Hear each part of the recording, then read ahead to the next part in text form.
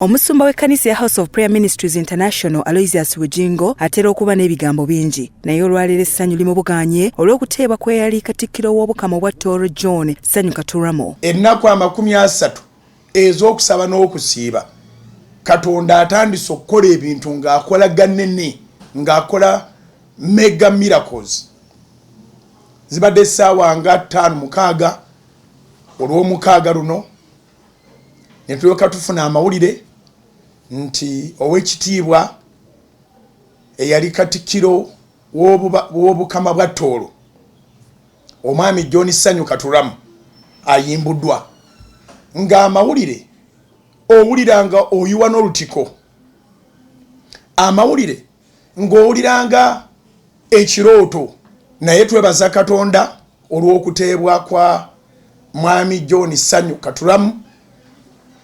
Sebo kyemmanyi osobola okubanga ku TV kooli sinaba kulabako physically, naye twebaza nnyo Katonda ku lw'obulamu bwo. Omusumba atubuulidde omukwano gwa Salt Media awamu ne HPM. Twafuna omukwano n'omwami John Sanyu Katuramu nga titumulabyeko kubanga era ndowooza ne mitawana we jjajjira bamukwata omuteeka mu kkomera tetwali nnyo ku siini. Era si bya bintu byensobola okulima nti nabigoberera oba nabimanyako. Naye mu kampeni y'okugaziya Salt Media tutandika okugula radios up country. Nga radios etugula wadde mu Kampala temulimu radio gy'ofuna ku Spectrum okuva mu UCC okujjako ng'oguze radio ebadde ku mpewo. Ne batuzigira radio emubende 97.5 nga eri ku katale naye nga tete tulina sente. Ffe buli kye tukola tukikola lwakukkiriza. Okugenda okulaba bannyiniyo nga ya mwami John Sanyu Katuramu eyali katiikiro wa Toro ate ng'ali mu kkomera naye ali organized ng'alina system etambuza ebintu abaana be ne tubasisinkana naye nga waliwo abalina ssente nnyingi okutusinga kuba rediyo tezirabika naddala we twali tuzaagalira nga za buseere, naye n'agamba abaana nti rediyo bagiwe Salt Media.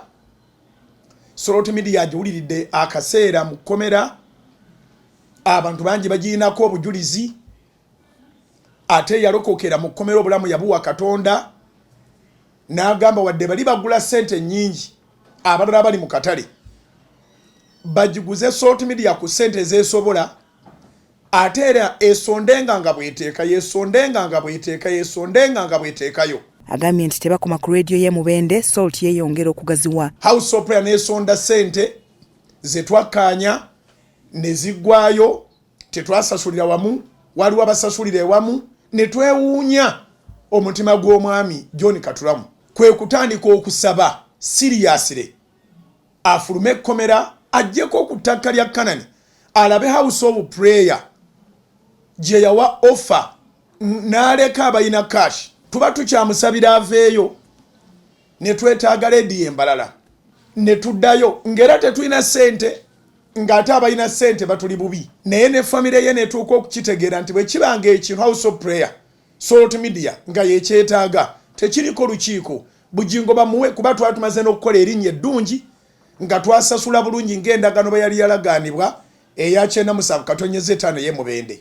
N'atukkiriza okufuna 95.0 Salt FM embalala, n'atugulizaako n'akalongooti, n'atugulizaako n'akataka. Radio n'egenda bugenzi ku mpewo ne tutandika okuvuba emyoyo, naye ng'eno mu House of Prayer bwe tusonda ssente ne tugisasula n'eggwayo. Omusumba agamba nti oluvannyuma lw'enkolagana eno ng'omuntu eyali emabega w'ebyo byonna tamulabangako wadde okumusisinkana batta omukago ne famire yonna. Abamanyi ekigambo ky'okutta omukago Salt Media ne House of Prayer ne Katuramu zi famire twalina bw'obaawula ne tutandikira ddala essaala eri serious nti omusajja ono afulume ekkomera, ebiseera bya kalabba byayitako, Katonda akole ebyekisa, ne tukubanga omulanga ogutakungula His Excellency amuddiremu, naye olwaleero Katonda azzeemu essaala. Ategeezezza nti mu bulamu bwe ng'omusumba abadde n'essaala 3 ennene era emu ku ezo eyanukuddwa. Essaala esooka mwami John Katuramu ave mu kkomera ayimirireko ku Kanani alaba abantu beyawanga offer otutungira bo tunonoonyamu omwavu n'akubula naye n'omugagga ennyo googa nti gwe twesiga naye n'akubula naye tukola ebintu ebitiisa. Ekyokubiri kyensaba Katonda ekisigadde ku mmeeza ya Mukama kuzimba Pentagon ekirooto kyonna nga bwe tukirina, parking nga bweri, ekkanisa nga bweri, abantu batule emitwalo 3 tubalabeko. Esaala yange ey'okusatu kwe kuzimbira Solot Media amaka gaayo nga buli kintu kyonna kye twetaaga, oba twetaaga studio etyaba twetaaga kulikodingiramu na firimu nga amaka gaayo tegaaliiko kibulako. Amuyozayozeza era n'ategeeza nti ye kyawulira tewali ayinza kukiraba naye babakkiriza ku Canalland ne Salt Media essanyu liri waggulu. Congratulations sir, manyi nti gwe kyowulira tewali mulala akiwulira. Your feelings are totally different from whatever anyone can feel. Kubanga gobadde mu kkomera gubasalirwa ogw'okuttibwa byonna kati nga you are free. Tewali ayinza kulima ti alina feelings ng'ezizo. But what I can say, House of Prayer Fraternity is very happy. Solot Media group of companies, the staff and the viewers and the listeners are extremely excited. We are so happy. Nze Katonda yamanyi omutima gwange kyagukoledde okubanga oyimbuddwa n'oteebwa. Amusabidde SAALA Katonda amwongere obuwanguzi n'obuwangaazi ne famire ye. Nkusabira omale emyaka mingi wabweru. Myaka gyo gikyasobolera ddala mu nsi okubeeramu emyaka egisukka 30 okuva olwaleero. Njikusabira mu linnya lya Mukama waffe Yesu Katonda akuddize. Bayibuli etugamba mu kitabo kya Yoweri essula 2 olunyiriri olwa 25 olwa 26 nti alituddiza emyaka gyaffe egyaliibwa enzige, kalusejjera n'akacaaka n'akawuka kali.